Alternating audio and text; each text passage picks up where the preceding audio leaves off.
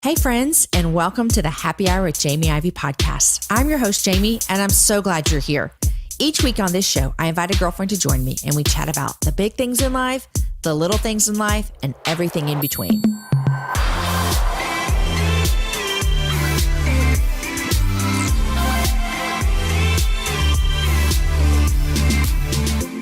Say hello to Lightbox, a new brand of laboratory-grown diamond jewelry. While natural diamonds are rare, Lightbox can make a lot of lab-grown ones, making them more affordable at $200 for a quarter carat, plus the cost of the setting. The best part? They come in different colors like pink and blue. They've got necklaces and earrings for birthdays, beach days, or just because days. So treat yourself or give one as a gift. Check them out at lightboxjewelry.com/happy hour. Hey friends, I'm so glad you're here. This is our last happy hour episode before Christmas is here. This is such a fun season. I hope it's fun in your home. It's super fun in my home. My kids are about to be out for Christmas break. By the end of this week, we're going to be on full-on rest mode. I hope this holiday season that you're finding time to be with your people, to rest and reflect on the joy that we have in Jesus. I'm always in awe this time of year that God chose to send us our Savior in the form of a baby. He humbled himself and came down and put on flesh to be with us. And so I hope that you're reflecting on that. I hope that that is meaning something to you this year. Our guest today on the Happy Hour is my friend, Amy Wolff. Now, Amy and I met last year at the Shine Conference, which is a conference that Noonday Collection puts on in January. And I knew I liked her from the minute I met her. But you're going to have to hear the way this interview almost did not happen. It's a great story. It's also a great reminder that sometimes things aren't as you see. So we talk about so many fabulous things today. You need a pen and paper, or hey, little plug here, you need our podcast journal that we have in the Happy Hour store. That's right. We have a podcast note taker in our Happy Hour store. It's super cute, super fun. You guys are loving it that are getting it.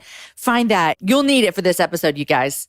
We cover so much today. We talk about jealousy, our worth, our sin, and God's grace, grief, walking through grief. Amy shares a story of losing her brother. She also shares a story about a relationship with a witch. Yes, you heard me say witch. No, this is not a Halloween episode. It's a real, true thing. I was blown away. I was so intrigued, and I love to hear her talk about her friend. We also talk about how to be a better speaker and how to be a better listener in the campaign that her and her family started called the Movement of Don't Give Up Signs. It's really cool. You're going to hear about it. There's so much to talk about. You guys, I have some exciting news to share with you. Ivey Media, which if you don't know what Ivey Media is the big umbrella that's over the podcast, it's over my writing, it's over any other endeavors I might take on. But we are launching a Patreon. Now, Patreon is a place for artists to build relationships and provide exclusive experiences to their subscribers, or they might call them their patrons. So when we were dreaming about 2019 and beyond, one of the number one things that keeps coming up to the top of our list is how do we connect with our listeners? How do we connect with people that love the show? How do we get their input? How do we create more content that they want to hear? And so that's you. You are one of our listeners. If this is your first time to listen to the Happy Hour, welcome. If this is your 224th show, we're so glad you keep coming back every single week. But we created this Patreon for you, to know you. We have a lot of fun things that you can do. Check out jamieivey.com/Patreon. Or just go to jamieivey.com and you'll be able to find it. We're going to have 2 different levels. Each of those levels has different accesses to what you can do, but I'll tell you some of the fun things that we're going to do. We're going to do some focused series topics. So we're going to do some of those. We're going to do a monthly late night with Aaron and I, where we sit and ask your questions or we share things with you. We're going to do a monthly show that it's just me and a friend talking about just whatever we want to talk about, but it's extra. It's an add-on that you only get through this. We're going to give you early access to events, which that's going to come in handy in a couple of weeks when our next Happy Hour Live tickets go on sale. Yes, they're going on sale in January. The next Happy Hour Live, we announced it on the holiday gift guide, and it's April 26th and April 27th. Yes, my guests are amazing. Catherine Lowe, Amy Hannon, Andy Andrews, Jackie Hill Perry. Oh, it's going to be a good weekend. But my favorite part about launching this Patreon page is to be able to interact with you. I'm serious. I love it. I love meeting you when I'm on the road. And this is going to give us another way to connect and another way for us to get you content that you want to hear. I hope that you're going to join our community in 2019 because I think you're going to really like it. All right, you guys, here is my conversation with my sweet friend, Amy Wolff. Hey, Amy, welcome to the happy hour. Oh, this is surreal. This is nuts. I have to tell you something. Go. A confession. I love confession hour. Good. I am a podcast virgin. Wow. Yeah, I just started listening to them because when we met, I asked you. Is that in January? Yeah. Okay. Yeah. I asked you, I never listened to podcasts. When would I do that? And anyway, I started listening to them ever since. When do you listen to them? I listened to them commuting in the car. Uh-huh. Is that when I told you that you would listen to them? Well, you had mentioned grocery shopping. Yeah, I do that too. Oh, I don't do that. And cleaning, I don't do that. But I don't clean, so let's just get that out in the open. So that's not when I listen to podcasts, but I do in the grocery store. So this is kind of my first podcasting gig. I'm so glad it's with me. Yeah, I'm nervous, and I'll tell you why. People will find out as they listen that I am a speaker coach, a professional speaker. Which would contradict the nervousness you just told me about. No, because get this, I get to prepare and plan for my speaking gigs, but you cannot prepare that is so and true. plan for a podcast because I don't know where this is going to go. And I could ask you just the most crazy out of nowhere questions. You could if you were mean. And I'm not. I'm not. See, the happy hour is a happy hour. Yes, let's stay happy. People sometimes when they're coming on, they're like, okay, I don't want to talk about politics. I'm like, yeah, me neither. So we're good. Oh, I want to. Oh, no, not me. Oh, we can make it fun. I don't know how that would be fun. Although I'm going to ask you some questions later about how you do this in your real life. Yeah, I love to have difficult conversations and feeling like everyone feels loved and respected is my new mission, it feels like. I'm not going to say that I don't love that. It would make me nervous if it was recorded. I'll say that. Where you can't take back and who knows who's going to see it. Well, I'm in charge of this show, so I can do whatever I want. You can edit whatever you want. I can make this sound however I want. But I would not like to do this if it was going to be recorded. That's fair. Yeah. Can I tell you an interesting backstory of how today is even happening that you don't know about? Does that intrigue you? I totally want to know this. Okay. We met. People should know. Okay. We met at Noonday's Shine conference in January of 2018. Yes, this past year. Mm-hmm. You were an MC Mm-hmm. and I was a keynote on stage. Mm-hmm. Also a keynoter on stage was a gal named Michelle McKinney. Yes. And we stayed in contact on social media post-event. Uh-huh. I love her. She's been on the show. So great. Yes. Speaking of her being on the show, in June, I think she was on your show, I saw it on Instagram and I had this bizarre reaction of ugly jealousy. Oh, really? I got so jealous. Like, what? Is that a common thing for you? No. Okay, yeah. So this is Jamie like, what is Ivey, this? Like, oh, that was cool. How'd you do that? And I was feeling really bad about it because it was gross. But you were jealous of what? That she got to come on the show and connect with you and have this platform. And so I worked it out with Jesus. But a couple of days later, Can I ask some questions? Yeah. How'd you work that out with Jesus? I said, Because this is like, I keep interrupting you, but in the spring, I went through some like, it's not my thing either, jealousy. It's not going to be my struggle. My struggle list is long. That's not on it usually. Okay. But I went through some extreme jealousy. oh, was it the book stuff? It might have been. And my girlfriend Amanda had to listen to me for weeks. And I had to work it out with Jesus too. My working out with Jesus was real quick. And it was, mine wasn't. This is dumb. Mm-hmm. I shouldn't feel this way. It's pride and I have to let it go. Oh, that hurts yeah, no, so bad. It hurt real bad. So I was struggling with it and I was trying to let it go. And a couple days later, the craziest thing happened. Michelle did an Instagram story. She loves those as much as you do. Yes. And she said, y'all, I was practicing. I don't know if she said y'all, but I'm in Texas right now. So you have to she say says, it, yeah. Y'all, I was doing a speaking gig and I was preparing. And I remember Amy Wolff's words from Shine, a tip that she gave, and it made the biggest difference. And I nailed it and I felt so much better. And I just want to shout out, Amy, you are so good at what you do. And I wrote her back and said, you have no idea the timing of this, that you were a cheerleader for me in my lane and what I do and what I'm good at. Because 2 days later, I didn't like you, really. I mean, I was jealous. Mm-hmm. And isn't it beautiful that God used you to affirm me just within that same week? And she said, girl, let's get on a call. Like any coaching. That's exactly. I was going to say, this is her lane and she's going to coach you. Yeah. So we got on a call and she said, what are 10 things you want to do and accomplish? Which I hate goals. Because I'm driven. I hate goals. I can't check them off fast enough. Okay. 10 things this year, or she's just like 10 things in your life? Anything. Oh, I want to do that. And so I made a list And some of it was Michelle, surprising. call me. Let's get this up. Yeah. And one of the things was, well, yeah, gosh dang it. I want to connect with Jamie Ivey. We met, but I want to come on the show. I don't know why. Yeah. And she said, great, what are you going to do about it? And I said, I'm going to write her an email. So I wrote you an email and you didn't respond. Which is like, this is so the story of my life, everyone.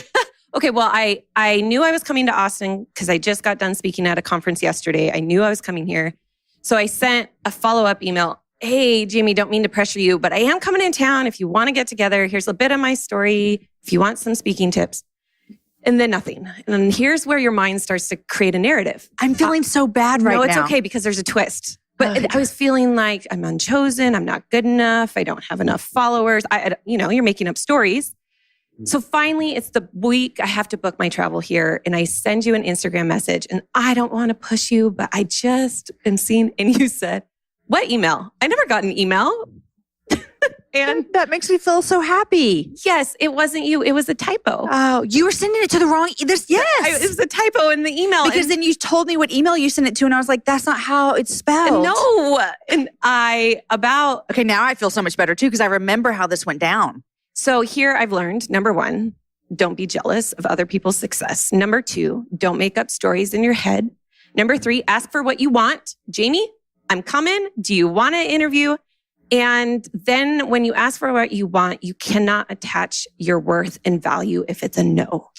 Girl, can we just stop the show right now? Like you just gave us this is so good. Oh, the journey of getting on this couch with you, it has been super interesting and wonderful. Can you say those 4 things one more time? Yeah. Don't be jealous of other people's success. Ask for what you want. Do not let your value and worth be attached to a no. And don't make up stories in your head. It's so good. We do that all the time. All the time. And our minds are actually created to close loops. And that's why we make up stories. My husband reacted this way. He must fill in the blank. And we make all these assumptions. And really, we need to just ask good questions of each other and communicate well. Wow. And not send emails to the wrong email address for 4 months.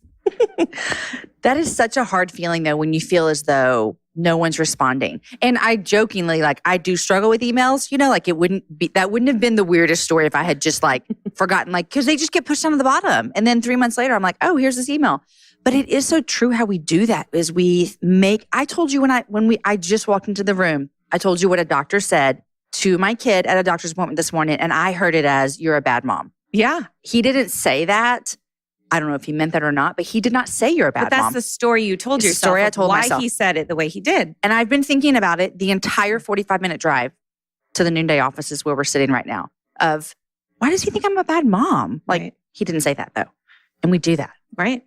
I'm so glad you're on this couch. Thanks for having me. I know that your listeners might not know who I am, so I appreciate you giving it a whirl. Hi, everybody. Hi, everybody. Amy Wolff in the flesh. Yes, in Austin, Texas. Okay, so tell everybody what you do. I am a mom of 2 girls. They are 8 years old, Avery, and 5 years old, Harper.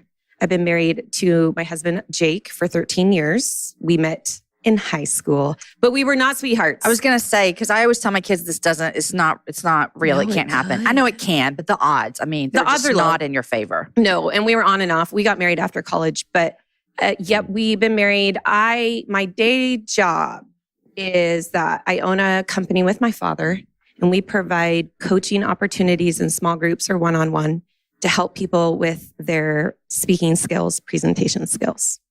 How did that start? Because I don't know how you start that company. No, the question, I get this question a lot. How on earth did you get this career? Yeah. Especially, I'm younger. People are curious. Why? How old are you? I'm 34. Okay. Yeah. But I started coaching when I was 28. So when I walk to an executive who's paying premium coaching pricing and they see a woman half their age. Which you even look younger than 30. You're you could pass right now for 28. So. Oh, well, thank you. You're welcome. But serious, I get that. Yeah. Yeah. So my father started it when he was doing support work for PowerPoint for clients way back when, before it was actually PowerPoint. And then he realized beautiful visuals, terrible messaging. He helped leaders craft messages that resonated, were more clear, then realized great messaging, great visuals.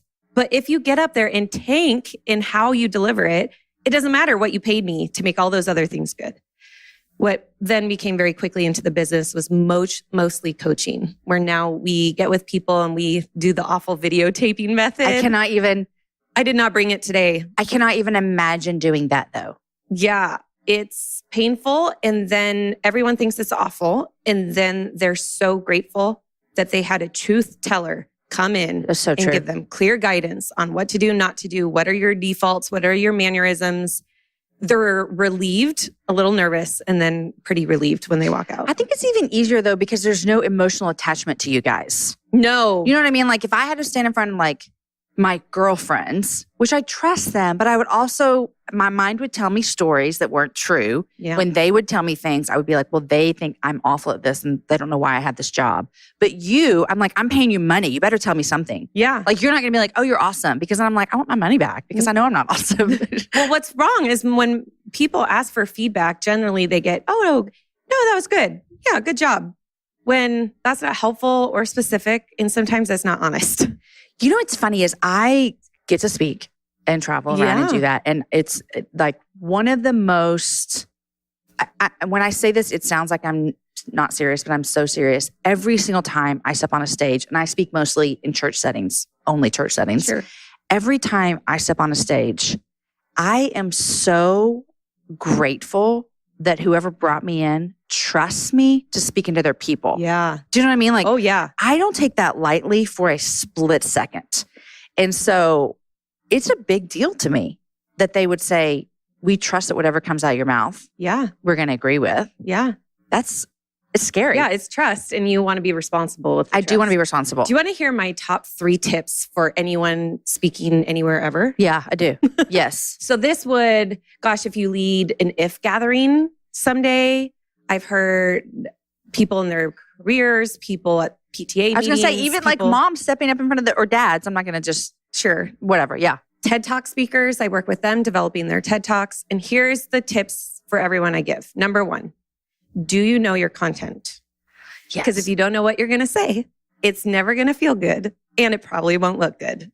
All out there who say they wing it and it's fine. I'm okay winging it. Just because you feel good winging it doesn't mean it lands well, doesn't mean it actually is good. So number 1, do you know your content? If you don't, you're just going to get stuck in survival mode, presenting or speaking in public. Number 2 is that passion and authenticity are way more powerful than perfection. We feel all the nerves. We get sweaty in the armpits. We can't remember what we're saying. Foggy brain. We can't remember who was in the room. We're sweating through our clothes because we're trying to be perfect and not make a mistake and don't fail. And it sucks out our authenticity, which is our power. It makes us relatable. It makes us human. So I always encourage people passion over perfection. 3rd is talk to one person at a time while you're speaking. You said this at Shine, I think. Yes. It is critical to the number 1 skill to communicate confidence and credibility is eye contact.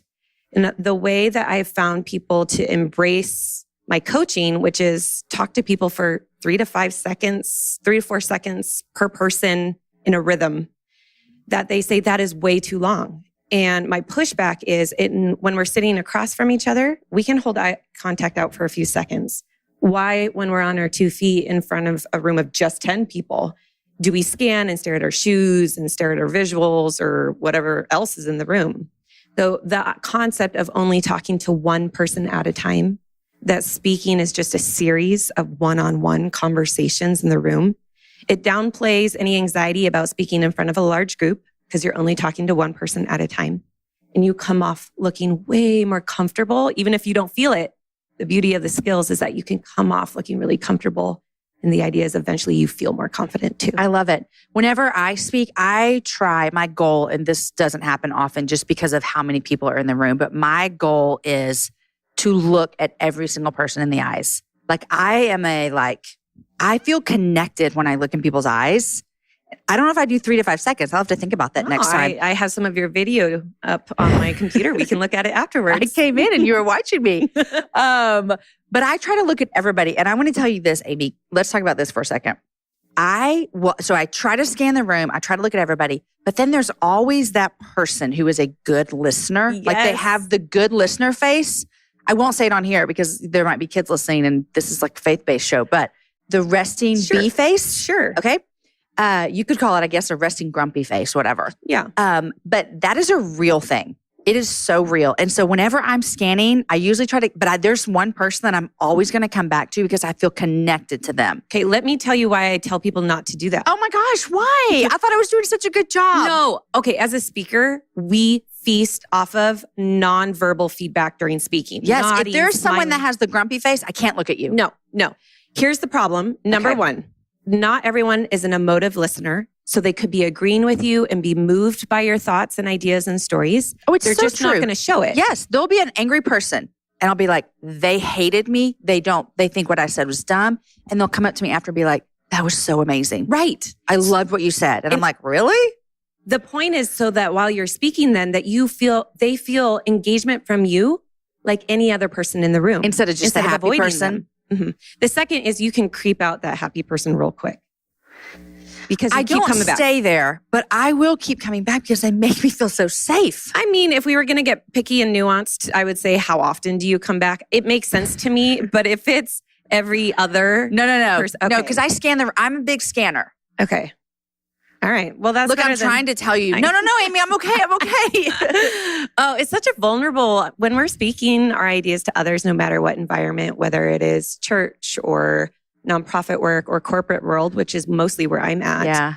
It is vulnerable. We feel like if this fails, we fail. If this fails, we're a failure. There's so much value that we attach to how people perceive us. Yeah. And those grumpy faces, they can get in my head really quickly. That's something I have to work on, like you just said. That doesn't mean that they're not there, they're not involved, they're not actively listening. But I am big approval issues and fear issues. Yeah. And so I will think, I don't know why I'm up here because look at them. They don't like it. Then you're probably not surprised to hear that there's a study that says we would prefer a negative reaction from our audience than no reaction. Because no reaction, we're second guessing. Are you agreeing? Are you not agreeing? Maybe I'll reiterate. Maybe I'll rephrase. Yeah. All of a sudden I'm hustling because I don't know if you're getting what I'm saying. Yes. Where we just psych ourselves out mentally. Oh, completely. Unnecessarily. Yes. And usually after the happy listener that I keep coming back to, afterwards, they'll come up to me and be like, thank you. And I'll be like, thank you. Your face was so happy. Yes. I literally tell them this. I'm like, you were it for me. Yes. And you know what's funny is I find myself being that listener because I was at church last week and Jaleesa, she sings with my husband in the band. And she came up to me afterwards and she's like, Jamie, you smile when they're doing the announcements. I'm like, yes, because I'm going to be an active, happy listener for whoever's on the stage. Because you're on the stage so much, you know how powerful that is. Yes. So listeners, if you are listening to a speaker, smile. please. Or just nod or just like open your eyes a little bit. Don't scrouch them down. something. Give us something. Give us something. Okay, those are such good tips. Thanks. If I don't want to talk about this the whole time, but where can people go like to find out more tips and things? Because there are a lot of people who they teach Sunday school. They're wanting to be a speaker. They want to write a book. They are in a corporate job, whatever. Yeah. Well, we have a 30-minute online course that unpacks all the speaking skills and tips, which there's so many helpful, clear tips that you can find at distinctioncommunication.com. Okay, and we'll link it up in the show notes. Wonderful. That's our business. Okay. I will tell you that our clients are large corporate clients like Nike and Intel and Honeywell, large companies. But there are tips. I share them on LinkedIn. I share 1-minute video tips for speakers of all kinds. And there's that online class. There's just a lot of resources. There's some resources saying for people who are not employed by Nike. That's right. Or own Nike. That's right. Who owns Nike? Phil Knight. Okay. Well, I want to read that book. Shoe Dog. I know I've heard great things about it. Also good book. Okay. Shoe Dog. It's on my little list of books to read whenever I have some free moments in my life. Okay, so I want to ask you something. You told me before, and I just want to hear more about this. You said that something that really defined you in your life was when you were 14 years old, that you witnessed the drowning of your older brother. Can you tell me, you're 34, so that's 20 years ago.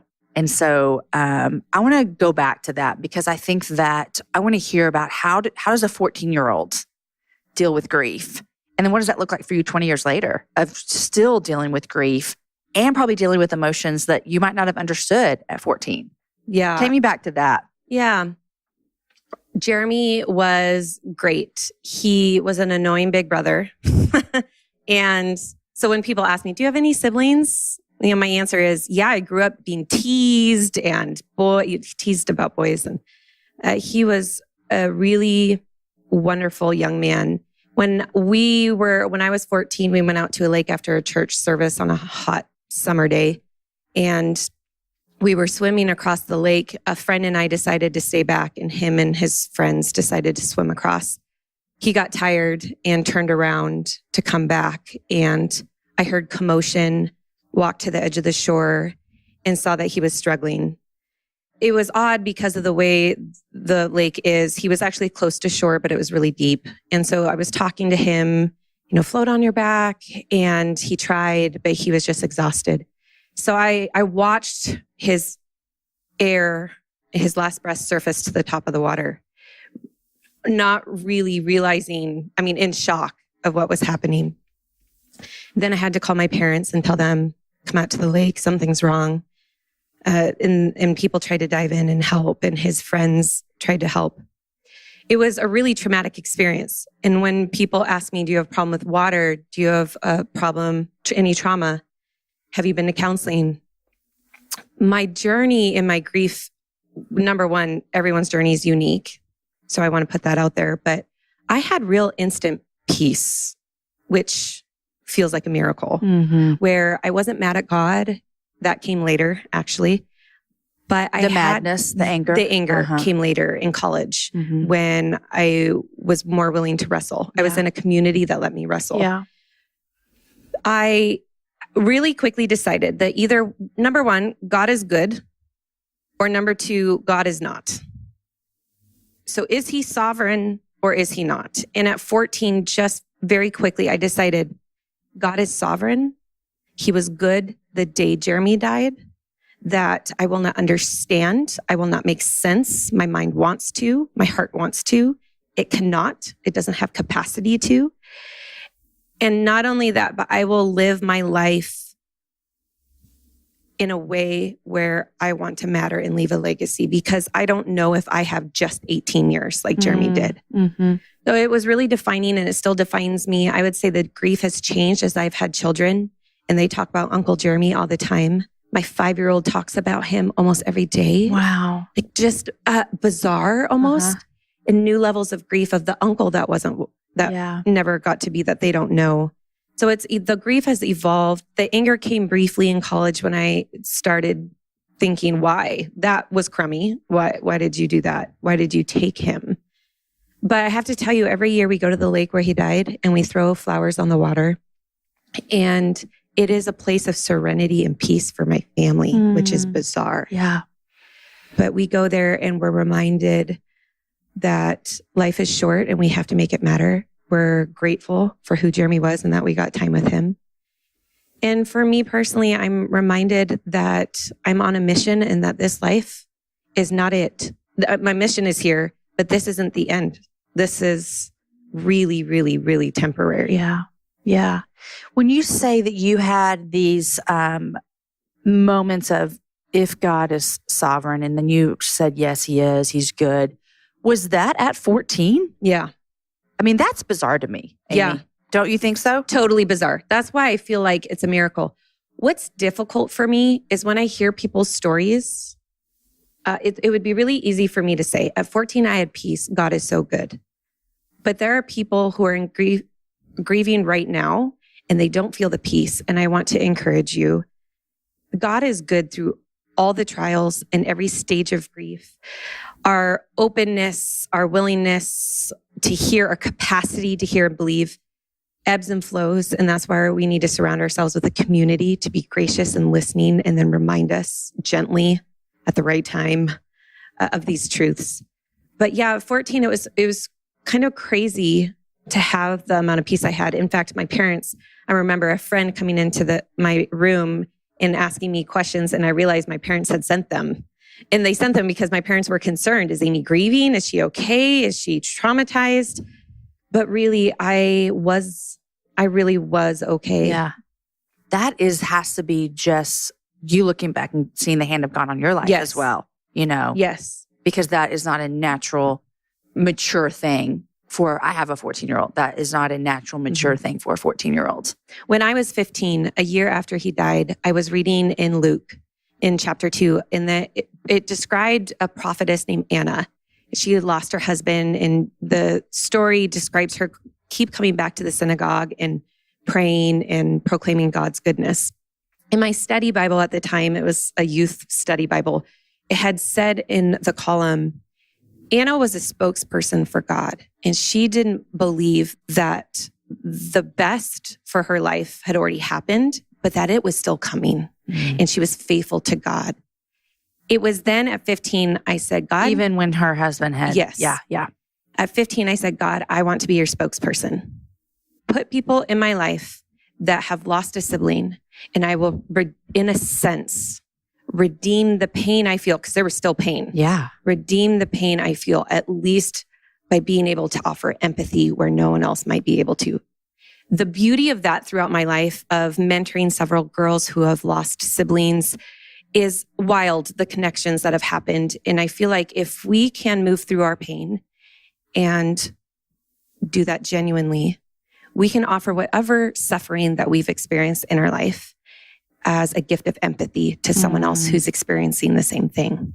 And I have seen that happen again and again and again. It is so true that is what we have to offer when we've been through something difficult. And you probably experienced that when you launched your book, probably having people approach you and say, gosh, it's so good to hear someone else say that they've gone through something similar. It's the number one thing that I hear. Yeah. Thank you for going first. Thank you for saying this. Yeah. Right. It's vulnerability breeds vulnerability. It's quite beautiful, but will we take the charge? Yeah.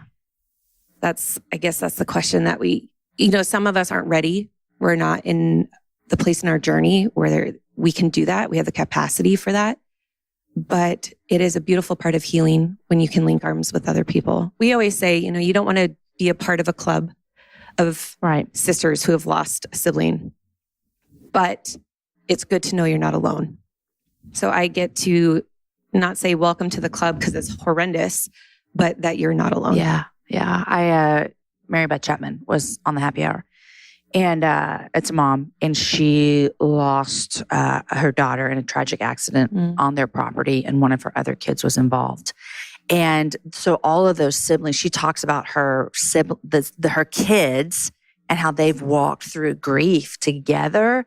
And she said what you just said. She said, I never would have wanted to be in this club. Like, I don't want to be in this, but I'm here. And so we're going to do the best with it, It's an interesting way to look at it, as in, what can I do? I don't want to be here, but now that I'm here, how do I get to glorify God and help others?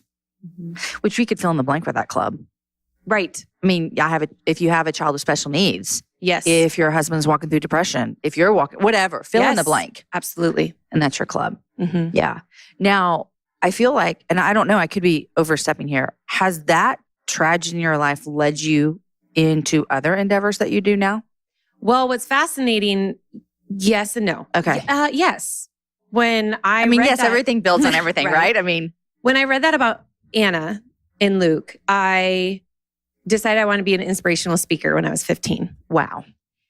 What is interesting is now I am a speaker coach who helps other people share their stories more effectively. And sometimes that's in the corporate world and it looks like PowerPoint.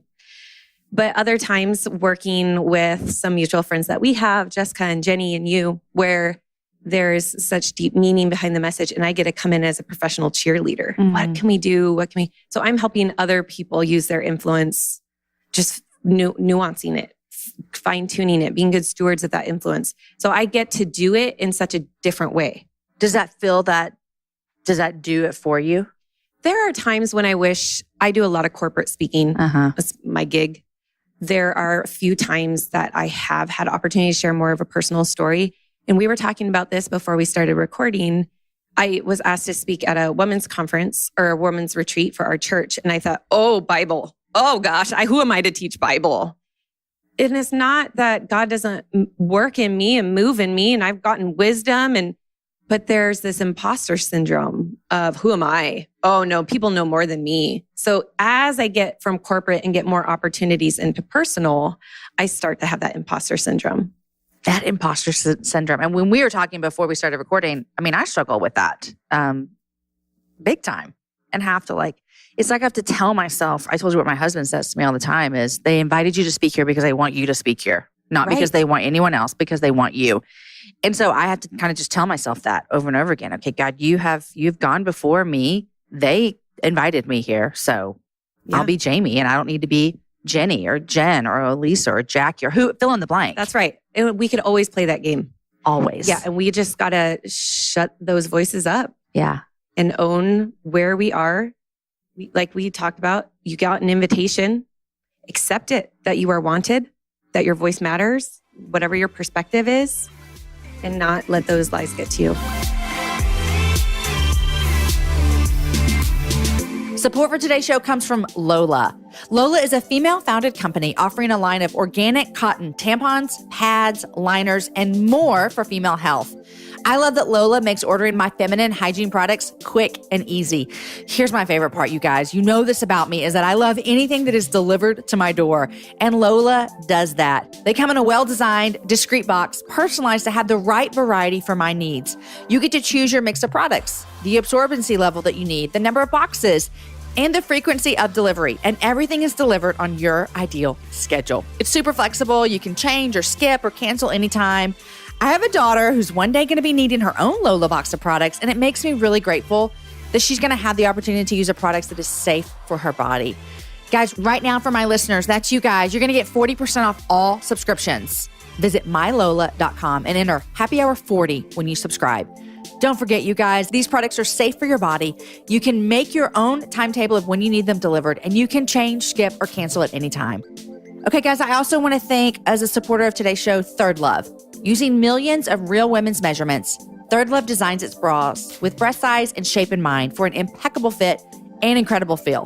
First, you're going to just answer a few questions with Third Love's Fit Finder quiz, and then that's going to find your perfect fit.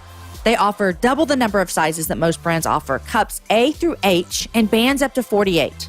Some of my favorite things about Third Love is that with their lightweight memory foam cups, they've got straps that they're not going to slip and tagless labels. I hate tags on bras, and so that's one of my favorite things about Third Love is there's no tag in the back. I love the cotton t-shirt bras, and also they have a 100% fit guarantee, which means returns and exchanges are free and easy. And I've had to do that, guys, and they're not kidding. It's free and easy.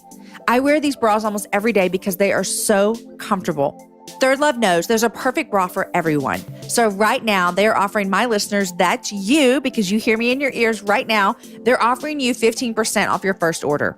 Go to thirdlove.com/Jamie right now to find your perfect fitting bra and get 15% off your first purchase. That's thirdlove.com/Jamie for 15% off today. I love it. Okay, so I want to talk about the work that you are doing that you told me about when we met at Shine. The movement. In May of 2017, there was something my family and I did that created quite... You mean you and your husband and your girls? Or, yes. Okay, larger family. It was on it. Nope, just the four of us. It was a Saturday, dreary, rainy afternoon. We put yard signs in the back of our car and drove around town knocking on doors asking if we could put the signs in their grass. Okay, you're going to have to... I know. The signs say three things. They said... But where did this idea come from? I'll tell you. Okay. Gosh, I just need to know. Come on, don't ruin my storytelling. Sorry. No. The sign said, don't give up. You are worthy of love and your mistakes do not define you. The reason for that was a couple weeks prior, I had learned about the suicide rates in our community and I was floored. I just baffled of the pain around me that you can't see. And I am a doer. And I thought, what on earth can I do? I'm a mom. I own my business. I travel a lot. I'm not a therapist. What on earth can I do? But these yard signs went through my mind. I read Bob Goff's book, Love Does, and then Brene Brown's book, The Gifts of Imperfection. And I had this wild idea of putting these messages on white yard signs with bold, big black letters. In May of last year, I thought, that's what I'm going to do. I'm just going to finally print these. So there that day came, we put them out anonymously, went back home, and Facebook exploded of, where'd these signs come from? I want one in my yard. People just took pictures of them? They took pictures. What are these? Have you guys seen these? Oh my gosh, it helped me so much. So within 4 days, we made a bank account, made a website, made an Instagram. And now, a year and a half later, we are in 41 states, 20 countries, and several languages, and way more products than just a yard sign. My mind just exploded. Oh, it is absolutely insane. And we just legally... And they all say those same things? No, we added, it's not too late. One day at a time. You are not alone, and you are enough. It's man, the life lessons from this. Number one, words are way more powerful than I could have ever imagined. Simple words. Where one morning, a gal goes out to her car to drive to work, and she noticed that there's a car pulled up in front of her house, and there's someone weeping over their steering wheel. And she goes to the window, knocks on it. Are you okay? And the woman says, your yard sign says you matter.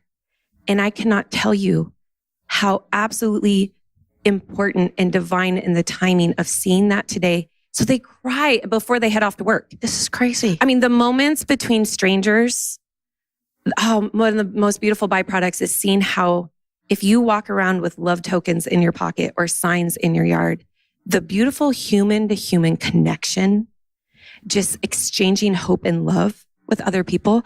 It really blows my mind how simple it is and how profound for people it's been, where I hear people say, I was struggling with cancer and I saw don't give up. And now I put one in my own front yard for me. Or I was in an abusive relationship, but my neighbor had a sign that said, you are worthy of love. And every time I was trying to plan how I was going to get out of the relationship, that sign was a visual reminder of why it's going to be worth it. Or, someone leading and mentoring a group of young girls at a retreat and deciding they're going to get our postcards and have the girls write letters to people they admire in their life and giving hope and spreading love. Or the people in homeless, giving out homeless packages and slipping in our wristbands or our cards of encouragement.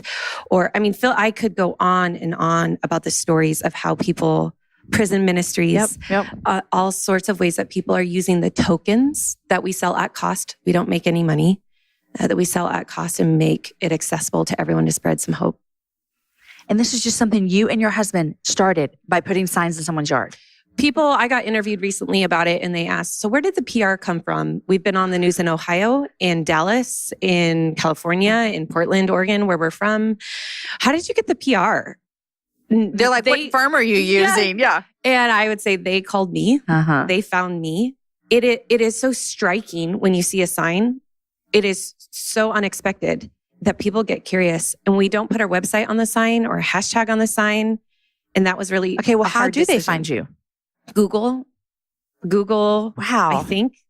Okay. I would like to know why you didn't do that. Yeah. Well, it's also from a marketing standpoint. I know. And my 8-year-old said, Mom, why doesn't the sign say Jesus loves you? Because isn't that the ultimate hope and truth? Yes, child.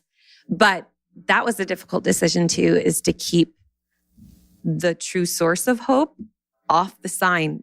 So there's a couple of reasons. Number one, I think the reason why it succeeds and why it's moved around the globe and around so fast is because it's pure. There is no website. There is no logo. There is no hashtag.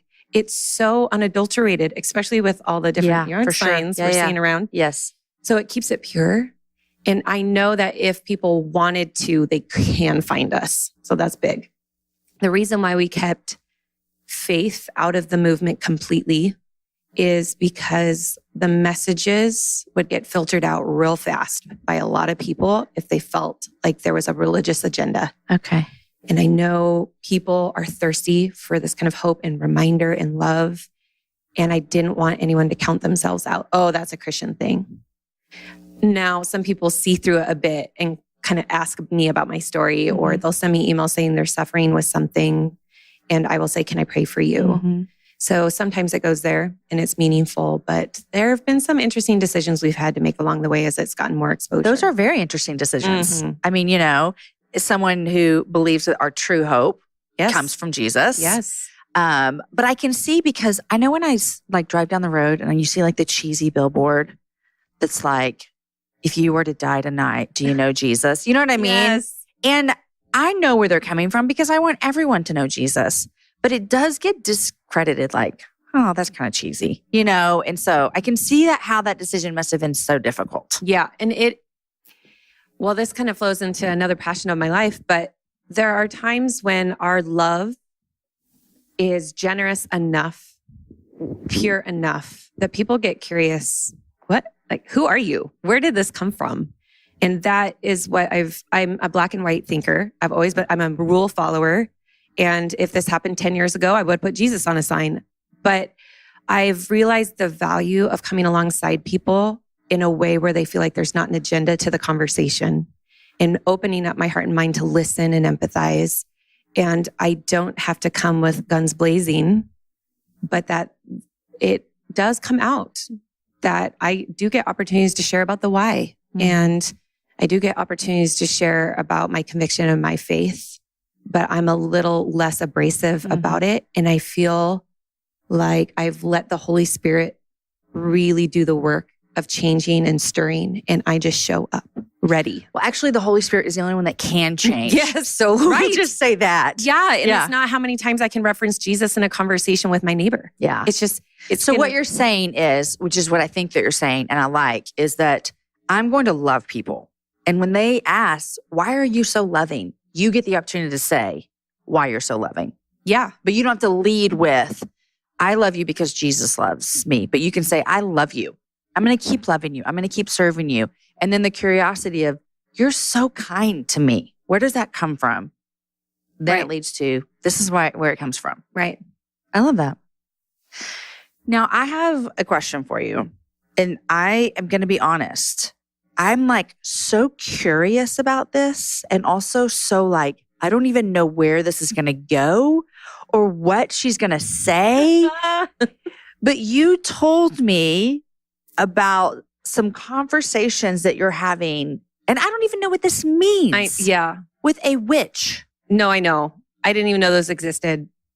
And they're nice. It's weird. Can you explain this to me?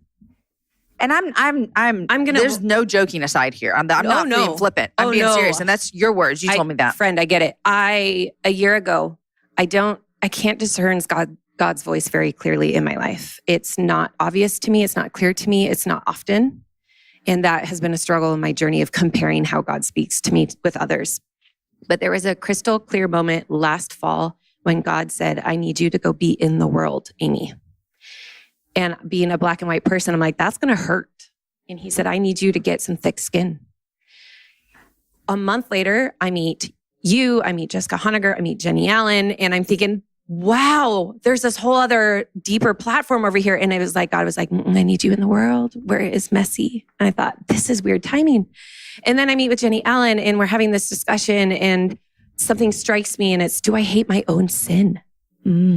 So here I'm in the world and it feels messy and it feels gray and it feels like a lot of sin. And then God's saying, but Amy, did you not need me to die for you? Right? So do I hate my own sin? And then it was reading a book by a monk of all people. And it was this sobering, God is a mystery in meditation and contemplation. And so God was calling me to lean into what I don't know about him, that I can't know everything about him. So in this journey of going and having difficult conversations with people, God has been fixing and working in me. A month after he said, be in the world, I met a gal named Missy at a conference, like a secular conference. I liked her right away. I went on Facebook to friend her. And I noticed within 15 minutes, she posted something about being pro-abortion, pro-life. No, pro-choice. Pro-choice. And I thought, no, I really liked her. That's too bad. And then I caught myself, whoa, that was a weird reaction. And what has happened with Missy and I is now we've become genuine friends. And we decided every month we're doing a Facebook Live conversation about all the terrible, do not touch, hot button topics that we completely disagree on. And we're going to show people how we can do it with love. Yeah. And she is a bisexual woman who worked at Planned Parenthood, who is interested in Jesus, got baptized a couple months ago, and is a practicing witch. I don't even know what all of that means and how it all goes together. I actually don't either. With following Jesus. I don't either. And her and I laughed about it because on our Facebook Live, we did a topic where we don't know what each other are going to say. And we created a list of choosing and, something that Jessica Honegger has started. And I said, I am a feminist and I'm pro-life. And she said, there can be people who have a hard time with that. I'm like, both sides will have a hard time with that. And I said, I'm okay with that. because we are complex human beings. And don't tell me I can't be one thing and not the other. She said, great, I am a Christian and a witch. And I said, nope, hold the phone. Stop. This exercise went way south. I don't think you can be both things. She goes, I don't know. And what I decided is that if she pursues Jesus, he will stir in her and sort out anything that does not honor him. And that is not my job to convince. So we're reading. That is so hard for most people and for you because you're telling me you're a black and white rule follower. It's so, these conversations are very challenging for me. But what's beautiful is that we are reading books together about the Bible. We text each other all the time about it. She'll call me out. I'll call her out. If she posts something that's super liberal and offensive, I'll say, that's crap. Take it down. And she'll say, you're right. Sorry. And take it down. And so we have this beautiful relationship of we might not agree on most things, but we will engage with heart and with mind and choose love. And people have been really responsive to it. Like, whoa, I didn't know we could sit in a room and be okay and talk through these things. What does the witch mean? She feels like that she can bend things towards her will through positive witchcraft. Okay. So it's not witches and cauldrons, which is kind of where my mind goes. Mine too. And then she's like, meet my friend here. She's a witch. I'm like, you're my neighbor. And then I'll meet my friend witch over here. Oh, I grew up with you. And so I didn't realize. I had no idea that in little Newburgh, there were people that really would identify this way. I wonder if I know any people who would identify like this. I don't know. And it takes... But that's so anti-faith, gospel, Jesus. I know. We can't bend anything towards our will. No, it makes us the savior, that we have this power and ability.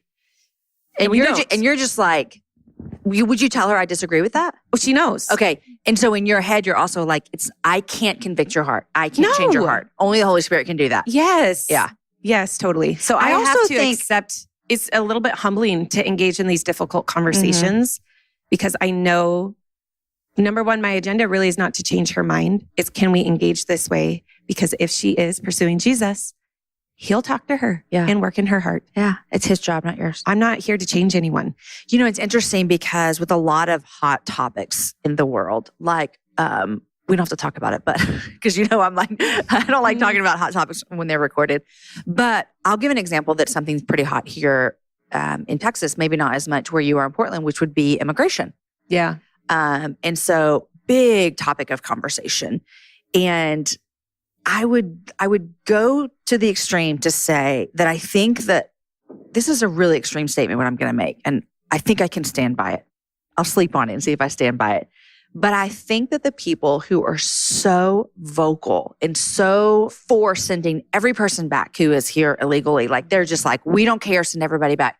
I would guess they've never met anyone who might have come here illegally and has lived their whole life and has worked a job and has never done anything wrong. Do you know what I'm saying? Absolutely. It goes back to Brené Brown's quote, it's hard to hate people up close. Yes. The same thing of like, even though if I am like, I believe God's design for marriage is between a man and a woman. That's what I believe. I believe that's scripturally true. If I am like, I hate gay people, I probably don't know anyone. Absolutely. And that's not okay. It's not okay to hate. And so you see that. Or the same thing with, listen, our culture is not past racism. It still very much exists. But you would have a hard time hating a black person if you had a black friend. Well, and let's take it, if I were to be really vulnerable and honest here, if you remove hate, because there might be people listening go, I don't hate people. The Black Lives Matter movement, I didn't understand it. I am in a predominantly white community. I knew that I was lacking a perspective to even form an opinion. Why do I have an opinion on this movement when I know no people of color in my life and I haven't talked to any of them and somehow I have an opinion about that? So I reached out to a quasi friend. She's great, Lindsay, and we sat down for dinner and she blew my mind. She's a person of color and the conversation was hard. I pushed back. She pushed back. It was in love, but we really wrestled. I'm like, tell me about white privilege because I don't. And she did, and she walked me through it. And I'm so grateful because that conversation years ago completely changed how I read the news, how slow I am to form an opinion, how less defensive I am when I listen or read things. It helps me have more empathy because I sat down and it was a face and it was a name and it was a conversation. Hands down. If you see people who are so adamantly, and I said hate, but it could even just be, well, I just keep coming back to hate. You didn't hate Black people. You just didn't understand. Right. So a lack of knowledge. Absolutely. It probably means you haven't. And I've had to address that in my own life. I mean, I've had to look hard at saying, okay, here's what I believe to be scripturally true, but do I actually interact with anybody who may not be, like you said with your witch friend? Like, do I actually interact with anyone? And I had this similar experience about, 4 years ago where I was like, God, all I do is talk to Christians. Yes. I serve in church. I speak to Christian women. Most of my friends are Christ followers. I'm surrounded by people who love you. And again, I like that iron sharpens iron, all those things, whatever. But I thought, this is not helpful for me. And that's when I started volunteering at the jail. Oh. That's what brought me to the jail ministry, was just, I need to like rub shoulders. And again, it's a little bit different because I'm still ministering there, but I am like, talk about like addressing your own sin. Oh, yeah. I mean, for me to look at them and say, just because you're behind bars, you have consequences that are earthly that everyone can see. Before Jesus, we're like the same. Oh, yeah. And to say that, I have to really believe that. And I really do believe that. I know that there's a ideology out there that says, sin is equal and they're not worse sins than others. I'm going to call baloney sandwich on that, and that we really do treat people and sins worse than others. Well, you're not saying that is a true statement. No, I'm saying the consequences might be bigger, but all sin is equal. Yes. Oh, yes. And we do not act like that. And we treat people different when we feel like theirs is worse or more shameful. I mean, I experienced that when I was pregnant in college. Is I just felt like I grew up in a church that was like the worst thing you could do is have sex before you get married or drink. And again, both of those things are bad. But we've got people addicted to pornography that nobody knows about it. And what? Like, you're going to call me out because I now have a visible belly, but yet my friends are doing the same thing. You know what I mean? So it's just that type of thing. And we do that. We do it so much. And I'm so like, y'all, listen, we talk about vulnerability. Like, we need to be able to be vulnerable with what we're struggling with and not fear that people are going to look at us and think, really? That's it? That? Yeah. Girl, get yourself together. Yeah. And so I'm like, I could get on this soapbox with you and we could just stand here and scream. Because I'm like, yes. But going into the jail, it really helped me to really have to say, do I really believe that we are the same before Jesus? That we both need him the same? That you're not worse? Your sin is not worse? Yeah, I do believe that. Maybe God's going to call you on a couch someday and say, do you hate your own sin? Yes. As much as everyone else's? Right. Dang, that hurts. Jenny said that to you? Yeah, it came out of a conversation with her that we had eating queso in a hotel bar. It was really random. I love Jenny Allen so much. And I love that y'all were eating queso. Yeah. Jenny doesn't have not hard conversations. Like, Jenny is like, sit down, tell me. So we met because Jessica Honegger said, my friend Jenny wants to meet you. I said, great. We're sitting in the bar eating queso and chips, and someone comes up and says, I'm sorry to interrupt, but Jenny, your book changed my life. And I thought, who am I sitting next to? I didn't know her. Okay, that is hilarious. No, and then we're talking, and I thought we might talk about speaker support. I am crying about my brother. I'm crying about not hearing Jesus. And she says, I think you are, and you aren't recognizing it. She's crying, telling me about the 3 a.m. darkness that she feels every day that she spoke about at IF Gathering. I mean, it was the craziest hour and a half of where am I? And that is so queso with Jenny Allen. It's my favorite. I love it so much. Okay, Amy, I ask everybody the same thing. First of all, this hour, we have talked about speaking, like your 4 tips. Yep. We've talked about grief. We've talked about jealousy. We have talked about witches. That's a first for the happy hour. Is it? But we've talked about like looking at our sin and loving people. I'm just like, I'm a fan of all you are doing. I am really grateful for how God is walking me. They're like stepping stones in what he wants to teach me. And I'm really grateful. It's been more clear lately, and really honored to have really genuine friendships, meet people I just wouldn't have loved, I think, well, a couple years ago. And I have to tell you, Jamie, it is liberating. It feels so right. I feel like I'm making my life matter. I really am trying to leave a legacy. But let's not leave this out. It's hard work. Oh gosh, holding my tongue and having this side hustle, the movement, and feeling totally out of my capacity and still volunteering in my daughter's school and teaching Sunday school, I am empty a lot. And I'm relying on my husband a lot. And I feel empty. I feel past capacity all the time. I am weak a lot, especially this week. So it's coming out now. It is hard, but it's so worth it. What's filling you up though? Like that you feel like I am above capacity. I mean, I know this is all filling you up, but you also sound like you feel super drained in a sense. Oh, yes, I do. But it's worth it. I feel like... But do you know you can't do this? You can't keep running like that. Welcome to my couch, Jamie. Like, where's the leather couch? Yeah, you can't keep running like this, right? Right? Okay. Here is my philosophy. We'll see how it sticks. I can pour out all of me as long as I'm getting poured into. Am I at Jesus's feet? Do I desire him more than my influence I have? That's been lately. That is a big question. Oh gosh, God said, this movement, your speaking ability, your influence is growing, Amy, and I'm going to keep it growing. People have prophesied over that for me. And yet, do you want that more than me?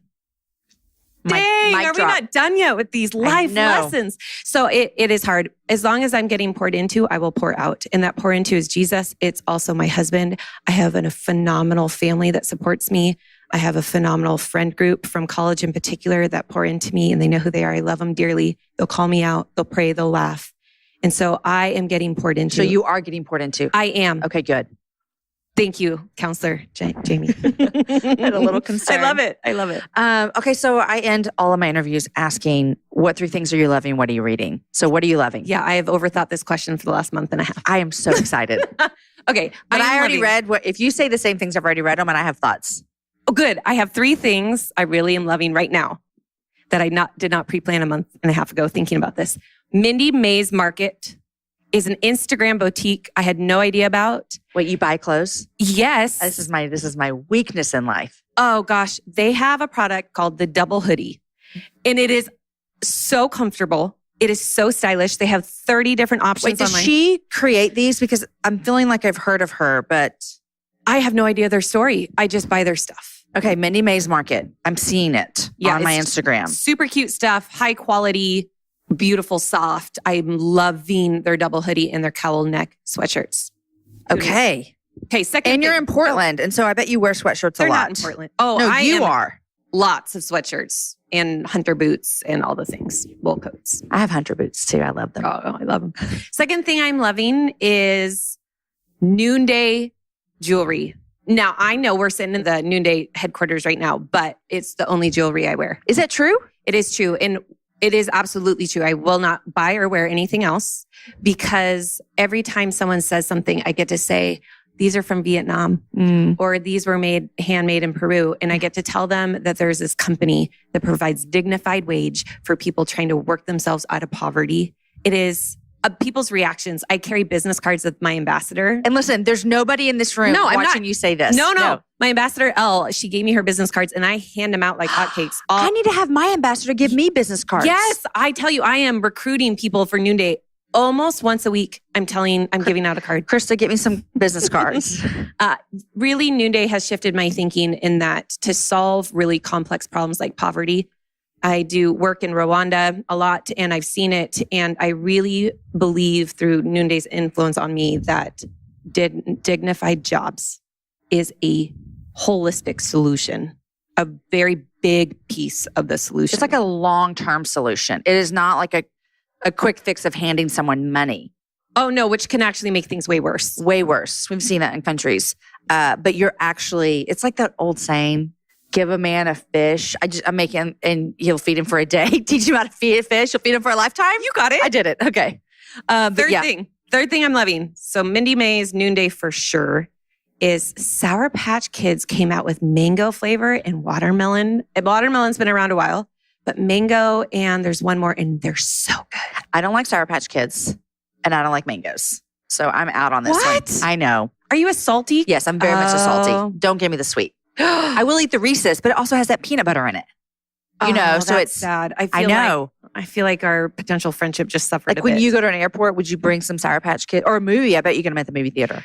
Yes, absolutely. I almost brought you some. Now I'm really glad I didn't. Well, I would have given them to my kids. They would have thought Mom of the Year. No. I would have eaten one in front of you and been like, oh my gosh, And then I would have taken it good. back for my airplane home today. Okay, what are you reading? I'm currently reading a book with our small group. We've been part of a small group of families for 7+ years, which is crazy. And we read a book, and sometimes it's faith-based, sometimes it's not. Currently, we're reading Francis Chan's new book, Letters to the Church. I have that, but have not read it. Okay. Jury's still out. We just started. Okay. But it's sparked some really great conversation. But I want to mention 2 books I've read in the last year that I would highly, highly, highly recommend. Number 1, I almost asked if you want to go see this movie with me. Oh, I would love to go see the movie. I know what you're going to say. Is it out? Yes. Okay. The book is The Hate You Give. And the movie just dropped. I didn't even know there was a movie. It's out in select theaters right now. But it is one of those books. I read it in one day, which I am busy and I do not have time and I could not stop. I put it down, made lunch, picked it back up. Put kids to bed, picked it up. And I finished it in one day. And it is a really good way to understand a life that might not be yours. That's a good way. We've talked about it on the show before because have? I read it this year as well. It is so good. It's so powerful. If you are like me in a community that is predominantly white, pick up the book and learn. The second book I read was a book by the monk. His name was Thomas Merton. The book is called New Seeds of Contemplation. And it was like a spiritual chiropractic adjustment. Wow. Where I love church, but the westernized church frames things in a way where it was the sobering, God is a mystery. We cannot define him.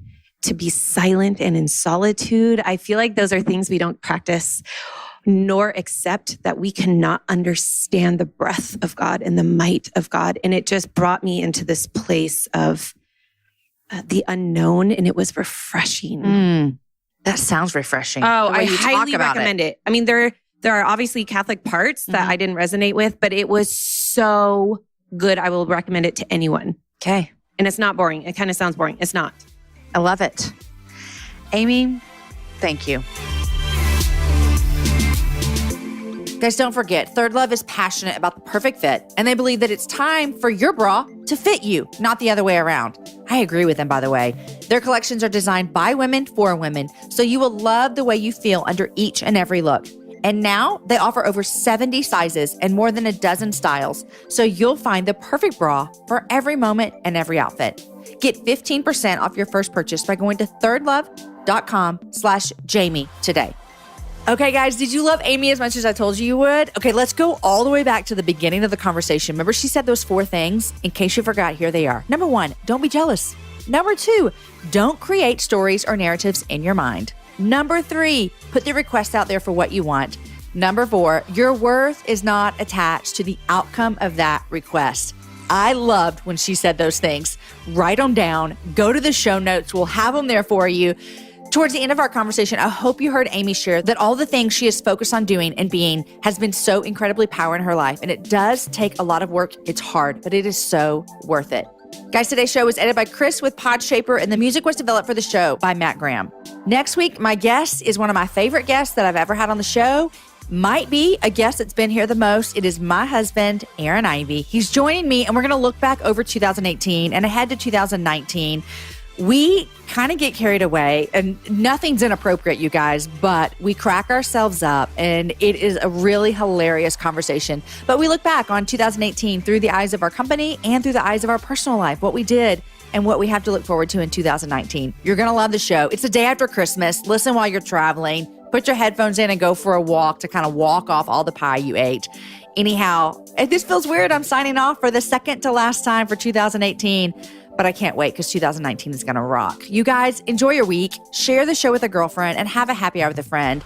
I'll see you guys back here next Wednesday with my man, Aaron Ivey.